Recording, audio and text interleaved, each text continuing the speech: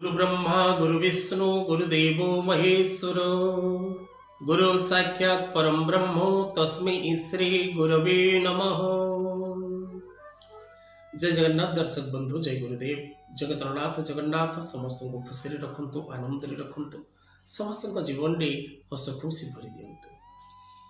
धर्मज्ञान TV YouTube channel परिवार को आपण मान को स्वागत। जो मित्र माने हमारे चैनल को लाइक शेयर और सब्सक्राइब करना से माने लाइक शेयर और सब्सक्राइब करने को कदापि भूलु नहीं। दर्शक बंधु, आज कार्यक्रम माध्यम आम आलोचना करवा जे व्यवसाय रे सफलता प्राप्ति करिवार कौन रही सहज एवं सरल सूत्र।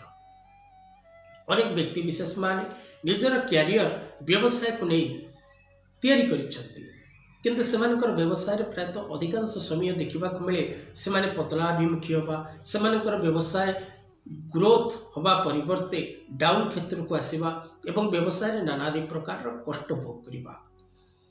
ये व्यवसाय जो मैंने कष्ट भोग कर जो मैंने निज बिजनेस रिलेटेड प्रोब्लेम्स अच्छा मेंटली इनसाटिस्फैक्शन से मैंने कौन करेंगे उपाय। और प्रथमतः व्यवसाय क्षेत्र पतन होबार कारण कौन? कारण कौन से व्यक्ति जानी शुणी निजर व्यवसाय को बा निजर कर्मस्थल को पतनाभिमुख कर थाए। तेणु व्यवसाय क्षेत्र में आप पतन भोगार कारण कौन? कौन पाई आपण व्यवसाय तलक जाए एवं कौन आप करेंगे सहज और सरल उपाय जो उपाय करने द्वारा आपंकर बिजनेस निश्चित भाव में ग्रोथ पॉइंट को जाए।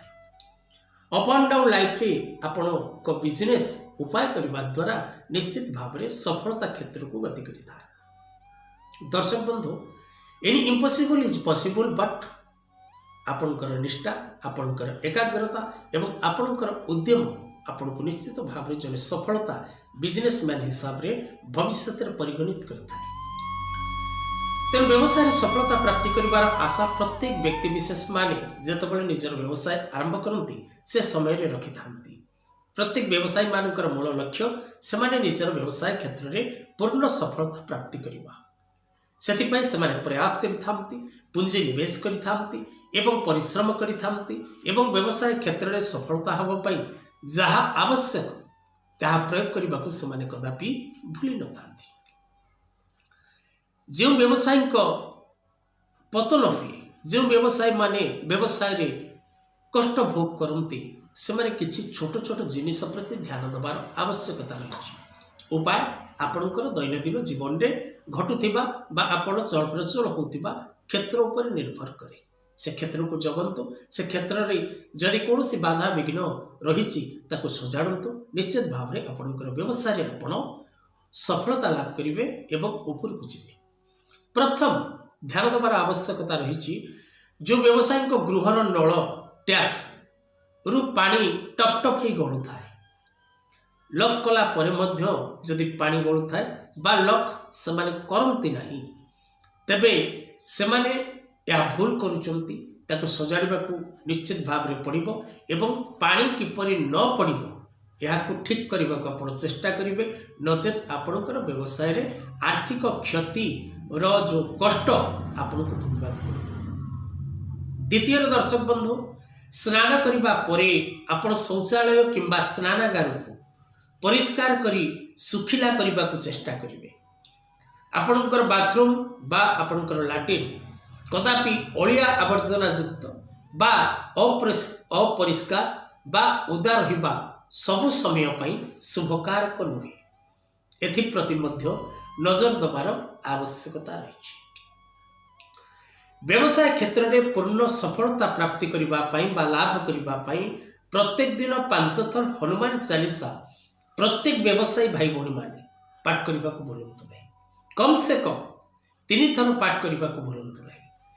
दुकान में एंट्री समय, मिडिल पॉइंट एवं एंडिंग व्यवसाय बंद करने समय 3 थर आपण निजर व्यवसाय क्षेत्र में हनुमान चालीसा पाठ करने को कदापि भूलंतु नहीं।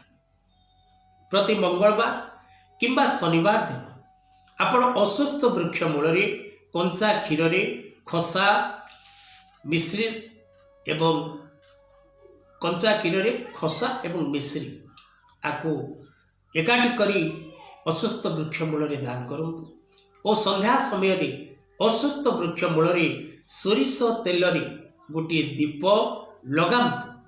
यह करने द्वारा आपणकर दुर्भाग्य नाश होता है। व्यवसाय क्षेत्र पतनाभिमुखी दिग उत्थान दिग को गति करिଥାଏ।